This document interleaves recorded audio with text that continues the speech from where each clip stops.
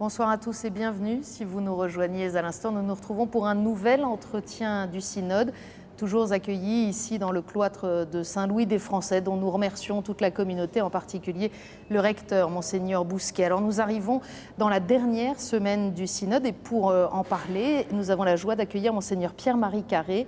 Monseigneur, bonjour. Bonjour. Merci d'avoir accepté de nous donner quelques instants d'un temps précieux puisque vous êtes secrétaire spécial de cette session du Synode. On va y revenir. Peut-être un mot pour ceux qui vous connaîtraient un petit peu moins bien. Vous êtes prêtre depuis 1974 pour le diocèse d'Agen. Vous êtes archevêque de la province de Montpellier depuis juin 2011. Et puis vous avez différentes fonctions. En plus de ce ministère d'archevêque, vous présidez la commission doctrinale des évêques de France. Vous êtes membre du Conseil pontifical pour la promotion de la nouvelle évangélisation et vous avez donc été nommé secrétaire spécial de cette session du Synode. Qu'est-ce que c'est donc un secrétaire spécial ?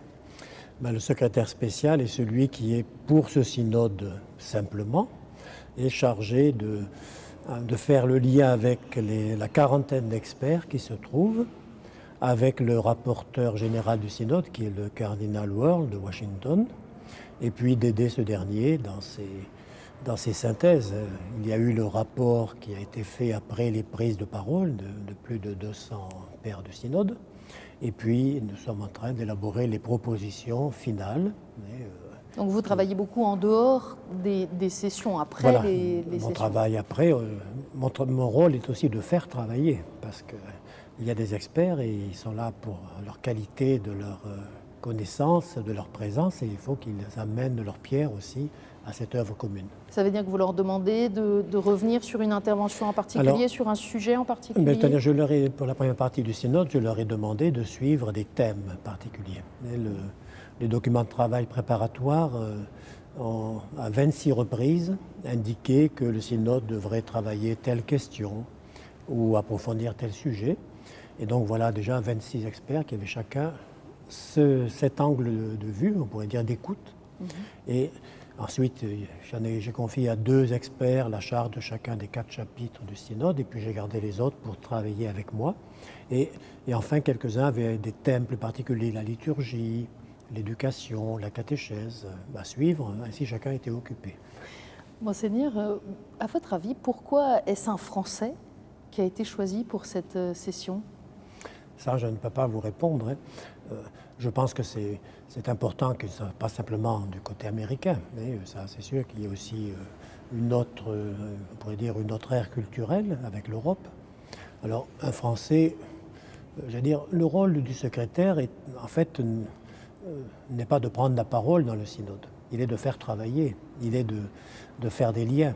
Alors, je veux dire, il ne faut pas majorer le fait que ce soit un Français, je pense.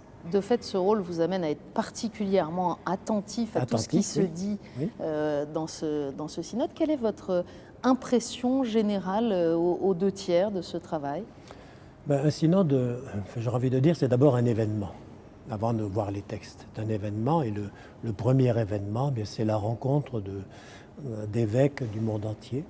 Et alors, à la fois dans leur prise de parole, parce que entendre des évêques de tel pays qui évoquent souvent des situations difficiles. On peut penser à ce qui a été dit dans des pays qui souffrent, qui sont en guerre, etc., ou les évêques du Proche-Orient, par exemple. Donc, les écouter, et puis ensuite pouvoir les parler avec eux dans les temps libres, dans les soirées aussi. J'ai l'avantage de pouvoir loger à Sainte-Marthe, où il n'est pas rare qu'à la même table, les 4 continents soient réunis. Sainte-Marthe, pour ceux qui ne connaissent pas, c'est une maison qui est à l'intérieur même du Vatican. Voilà, à 2 pas de la salle du synode. Vous soulignez souvent qu'on célèbre un synode, ça veut dire que c'est aussi un temps spirituel ? Voilà, donc ça c'est l'événement de la rencontre. Ensuite, c'est un événement spirituel. Donc il commence par la célébration de la messe avec le Saint-Père le premier dimanche. Il se terminera de même. Et à chacune des séances, nous avons un temps de prière, parce que c'est vraiment... On veut se mettre à l'écoute de ce que l'Esprit de Dieu nous dit, à chacun et aussi à l'ensemble. Et donc, pour cela, il faut, j'allais dire, ne pas se mettre en avant, mais vraiment accueillir le Seigneur qui nous fait signe. Vous le soulignez tout à l'heure, il y a plus de 200 pères synodaux qui se sont exprimés, des auditeurs et auditrices Oui, en qui ont plus, pris la oui. parole aussi, chacun quelques minutes. C'est une organisation bien très sûr. rodée. J'imagine que dans les premiers jours, ça donne une impression de kaléidoscope. Est-ce Oui. qu'après quelque temps, il y a une unité qui se dégage ou des grands axes? Mais on voit peu à peu apparaître des assistances, c'est vrai. Et au début, on passe d'une question à une autre, on est un peu étourdi parce que c'est dit dans des langues différentes aussi, et donc c'est fatigant d'écouter des gens qui, même s'il y a une traduction simultanée, d'écouter d'autres langues, et puis de maintenir l'écoute.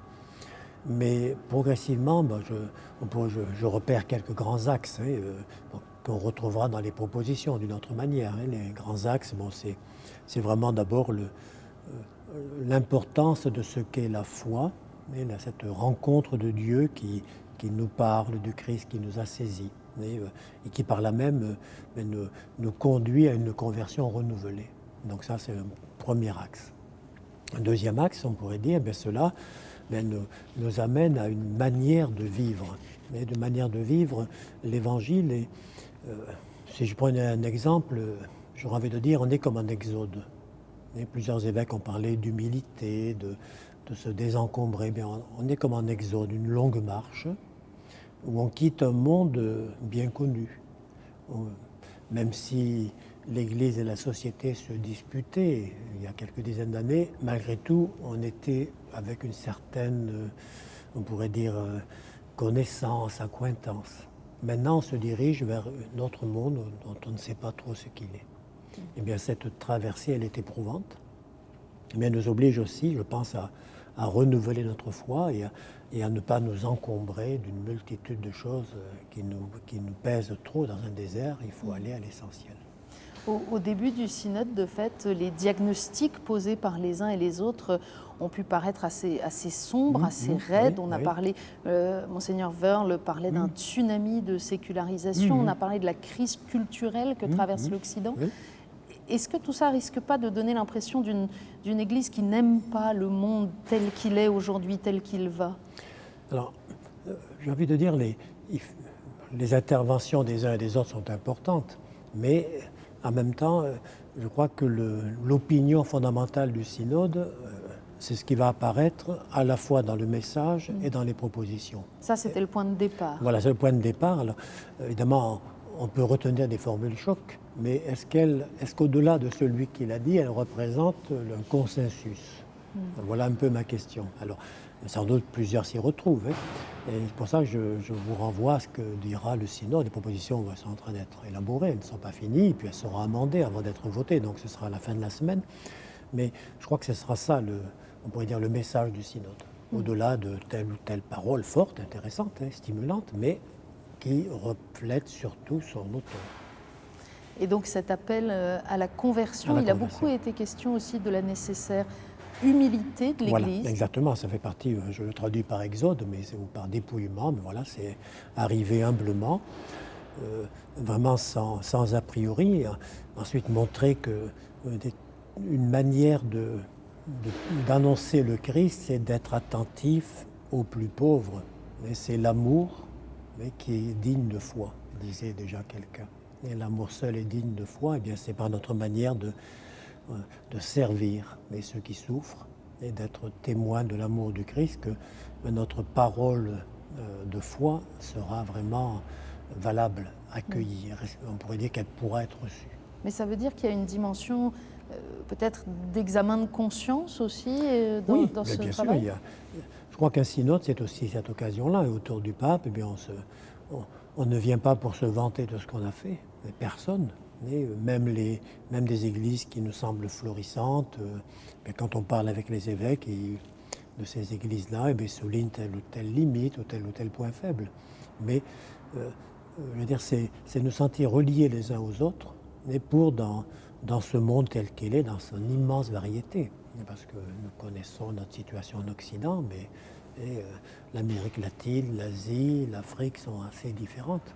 Justement, il y a eu plusieurs différences d'appréciation. En tout cas, moi, j'ai eu du mal à comprendre dans les premiers jours du synode et dans le travail préparatoire si cette nouvelle évangélisation, ça concernait d'abord l'Occident, de tradition chrétienne, mais qui ne l'est plus aujourd'hui, ou si ça concerne le monde entier, l'Église universelle? Alors, si le synode rassemble des évêques du monde entier, c'est qu'ils sont concernés. Sinon, ils auraient dit, écoutez, réglez vos affaires entre vous.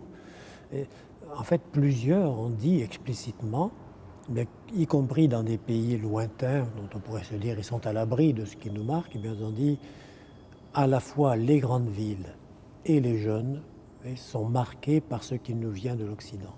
Alors essentiellement par les médias et par ce qu'on appelle un terme souvent entendu pendant le synode, la globalisation. En France, on dit souvent mondialisation. Enfin voilà, donc c'est-à-dire que le monde est un grand village en définitive, et on le sait bien. Dans l'heure qui suit, une nouvelle ou un fait divers ou parfois telle ou telle prise de position, mais va à l'autre bout de la planète en un instant. Et donc ça marque tout le monde. Et donc cette nouvelle évangélisation, elle se vit peut-être un peu différemment d'un continent à l'autre ou d'un univers culturel à l'autre? Oui, bien sûr, et je pense que le message fera allusion à ces différents continents, les propositions moins, parce qu'elles sont valables pour l'Église universelle. Mais le message a voulu, dans ce qui s'élabore, a voulu avoir une parole propre pour chaque continent, et même parfois en spécialisant encore des choses. Donc ça, je vous y renvoie. Enfin, nous l'attendons. Moi, je vous parle des projets intermédiaires, mais je pense que cette partie-là a été unanimement approuvée. Donc je pense qu'il n'y aura pas de changement à ce sujet.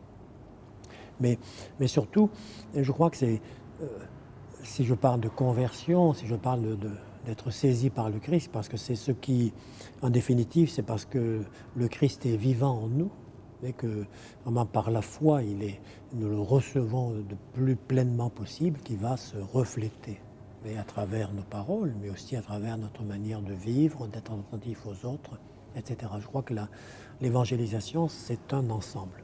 Ce n'est pas simplement des mots ou des gestes de l'autre côté. Et en même temps, quand on vous entend parler de la nécessaire conversion personnelle et communautaire, d'un témoignage plus évangélique, de l'attention aux pauvres, tout ça, c'est pas très nouveau?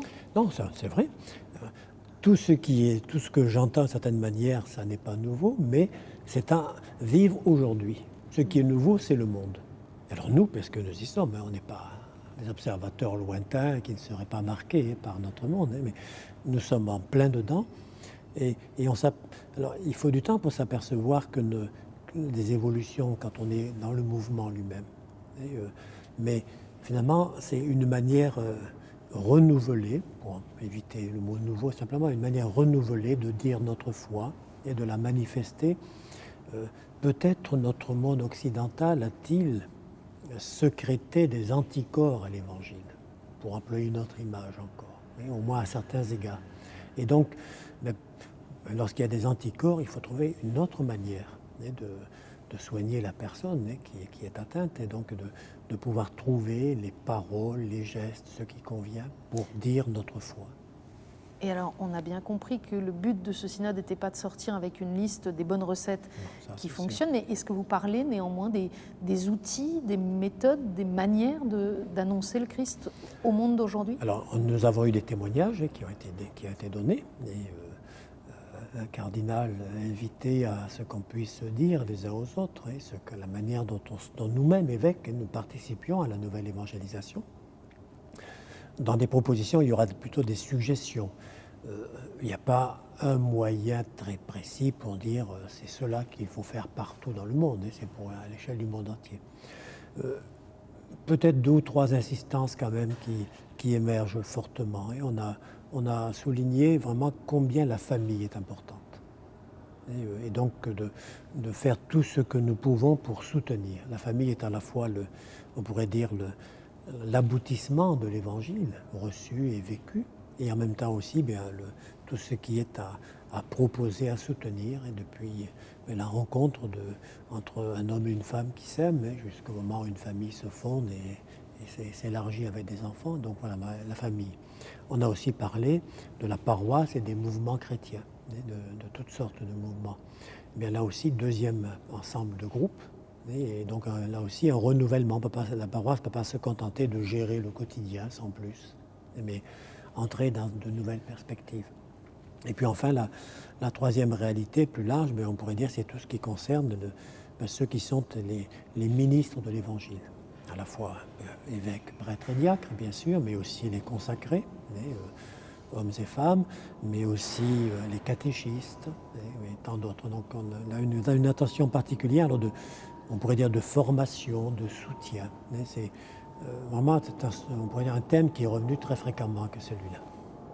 Ça veut dire que vous échangez aussi dans les discussions des petits groupes ou de l'assemblée plénière sur les difficultés qu'il y a dans ces différents domaines, parce que la paroisse, on voit bien, vous êtes évêque dans un grand diocèse français, mais c'est difficile de transformer une paroisse qui a beaucoup de choses à gérer en une communauté missionnaire bien sûr, dans un territoire qui n'a pas forcément envie de l'écouter au premier abord. Oui, bien sûr, je le sais, les prêtres le savent et le portent au quotidien.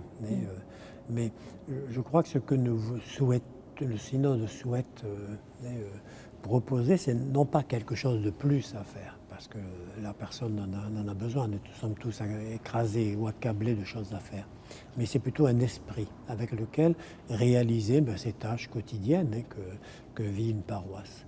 Et c'est cela, c'est-à-dire la nouvelle évangélisation, nouvelle, disait Jean-Paul II aussi, dans son ardeur, dans son esprit. Ça veut dire que moi-même, nos cadreurs, ceux qui nous regardent à travers la télévision, on est tous concernés par ce synode aussi, par la réflexion. Et le message, par exemple, le message final du synode, vous serez attentif, par exemple, dans votre diocèse, à ce qu'il soit reçu dans les paroisses, parce que je fais un peu de mauvais esprit, mais c'est vrai qu'au Saint-Siège, on publie beaucoup de textes. Des synodes, il y en a très régulièrement. Il y a beaucoup de textes autour de ces synodes. Pour autant, ils ne sont pas tous lus. Non, je sais. Alors, vous savez, quand la première mouture du message a été lue, la réaction unanime a été « c'est bien, c'est intéressant, c'est trop long et il manque telle ou telle chose ». Alors, vous voyez un peu les contradictions. Si on veut aborder toutes ces choses, toutes ces réalités qui ont marqué le synode, inévitablement, ça va être long. Alors, pour qu'il soit lu, je pense, dans mon diocèse, moi, j'ai un peu dans l'idée, enfin, j'attends la mouture finale, bien sûr, la version finale, mais d'en faire des extraits, ce qui me paraîtrait être le plus adapté à la situation du diocèse dans lequel je suis, renvoyant bien sûr les lecteurs intéressés à l'ensemble du message qu'on trouvera sur Internet sans difficulté. Mais peut-être un recto verso a des chances d'être lu. Et ça veut dire qu'il y a une attention particulière portée au langage employé aussi, parce qu'il a beaucoup été question des communications. À l'ère où nous vivons, on sait que c'est important, et de la difficulté qu'a parfois l'Église à se rendre accessible, à être comprise dans cet univers-là. Je sais qu'il faut employer des mots simples et en même temps profonds, c'est pas la banalité, mais à travers, comme Jésus employait des paraboles, donc des images très, on pourrait dire, empruntées à la vie de tous les jours, mais pour décrire ce qui vient de Dieu. Mais je crois que cet effort est à faire. J'essaie d'y travailler aussi. Alors, Monseigneur, le pape Benoît XVI a voulu que ce synode ait lieu au moment de l'ouverture de l'année de la foi et donc au moment du 50e anniversaire de Vatican II. J'ai lu sous votre plume que vous disiez, quand j'étais séminariste, oui, il y a déjà longtemps, on disait qu'il fallait 50 ans pour la réception d'un concile. Alors 50 ans pour Vatican II, on y est. Est-ce qu'à votre avis, du coup, c'est maintenant, ça y est, on y arrive ? Je pense que le regard devient différent. On pourrait dire qu'il y a des étapes dans la réception d'un concile. La première étape, on pourrait dire, ce sont les témoins, ceux qui en ont été participants, les acteurs même de ce concile. Et donc, on modifie les structures. De cette manière, c'est le plus facile de changer des choses. Ensuite, il y a une deuxième étape. De certaine manière, on pourrait dire c'est un peu comme un passage par le purgatoire, entre guillemets. C'est-à-dire, on s'en éloigne un peu, on se dit, bon, mais ça y est, on a fait le tour, on a tout vu, pourquoi le rabâcher ? Et puis, une troisième étape, je crois que c'est celle où on arrive, où on se dit, mais voilà, il faut le relire avec un regard neuf. Notre situation, notre monde a changé depuis 50 ans, mais finalement, ce concile a quelque chose à nous dire. Il y a quelque chose de, non pas simplement lié à son époque, mais pour nous aussi aujourd'hui. Voyez, Je crois qu'on le relie avec fruit. vous voyez un lien profond, une filiation entre cette session du synode des évêques et les travaux des pères du Concile? Ah oui, et, de plusieurs manières. Enfin, vous verrez, il y aura plusieurs références dans les textes de la fin du synode. Ça, je les vois passer entre mes mains. Et non seulement parce que ça a été dit par les évêques, mais aussi parce que, on pourrait dire, on retrouve profondément cette unité. Alors, il n'y a pas eu de document du Concile de façon spécifique sur la nouvelle évangélisation. Il y a un document sur la mission, mais qui concernait essentiellement les missions en pays lointains, si je puis dire. Mais, d'une certaine manière, ce qui a été commencé là, ce que Paul VI, dans son document sur l'évangélisation aujourd'hui, Évangélie Nunciandi en 75, et puis Jean-Paul II, à travers tout son enseignement, eh bien, c'est comme un fil que l'on retrouve. Alors, à certains moments, il paraissait être souterrain, un peu caché, mais on le retrouve maintenant vraiment apparaissant en plein jour. Et moi, je vois vraiment une vraie continuité. C'est notre Église, telle qu'elle se reçoit, telle qu'elle vient de Dieu, de Jésus-Christ, eh bien, qui est envoyée comme témoin à notre monde.